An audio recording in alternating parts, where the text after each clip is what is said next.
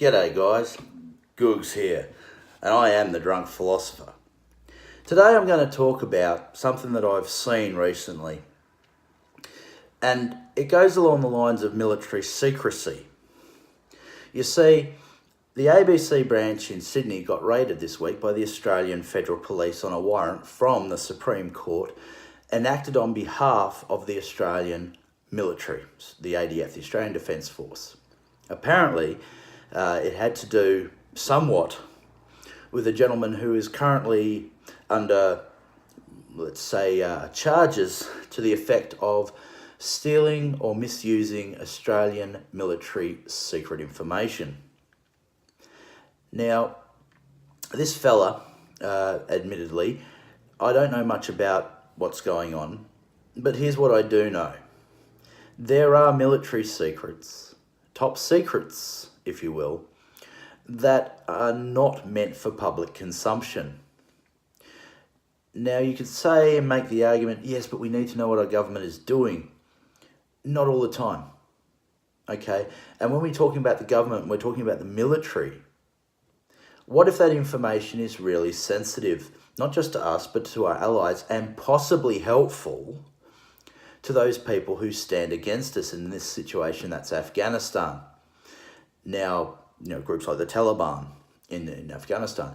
Now, what if that information will help them? What if that What if that information can help another group of people who we're not necessarily friends with? This is the thing with military secrets. The reason that they're kept secret is because they don't just have Australian political ramifications, they have geopolitical ramifications. Now, I'll give you an example. I've talked to my father. My father's an ex-medic in the Royal Australian Navy. And he told me, look, there are some things that during my service that I am legally not allowed to tell you. I can tell you that there are those secrets, but I cannot myself tell you what the hell has happened in certain events. And there's a reason for that too. Even though now historically it's well and truly past its use-by date, once again, it's not just Australian politics at risk here, it's a geopolitical issue as well. So when it comes down to it, I don't mind the AFP raiding the ABC on this particular issue.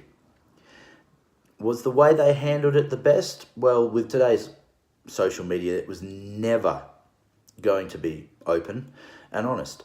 And to be quite honest, I think that there was only one other news organisation, might have been newsweek.com, that was involved. There was a reporter there whose house was ransacked, or should I say, there was a warrant to go through her belongings in her house.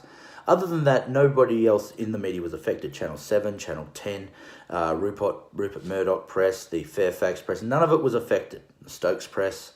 So is this a freedom of speech issue? I don't think so. Freedom of the presses? No, there was only one press company involved, and it turns out that they were holding some information that was considered too sensitive for the rest of the general public. And, of course, the world's wider consumption when you think about geopolitics. This, though, was hyped up to the point where people were going, oh, here's Adolf Hitler with the jackboots walking down the street, and it's all Scott Morrison's fault. And I don't even know if Scott Morrison was aware of it until it started happening, because why would he be? Now, if he was aware of it, fair enough. But once again, it's a Supreme Court issue brought on by the Australian military, and then the warrant was actioned by the AFP, Australian Federal Police. And it hasn't affected the news at all, because if it was against freedom of the presses, there was a guy in the room while the AFP were undergoing the investigation who was tweeting out from the room with the Federal Police in there investigating, and he was quite happily tweeting out. So the entire world could see that there was something going on. If they really wanted to not be transparent about it, do you think they would have let that guy tweet? out to the universe on Twitter. No. So the warrant itself and the actioning of the warrant was completely transparent. In fact, the warrant in and of itself, 2 pages of it at least, went on this fella's Twitter feed.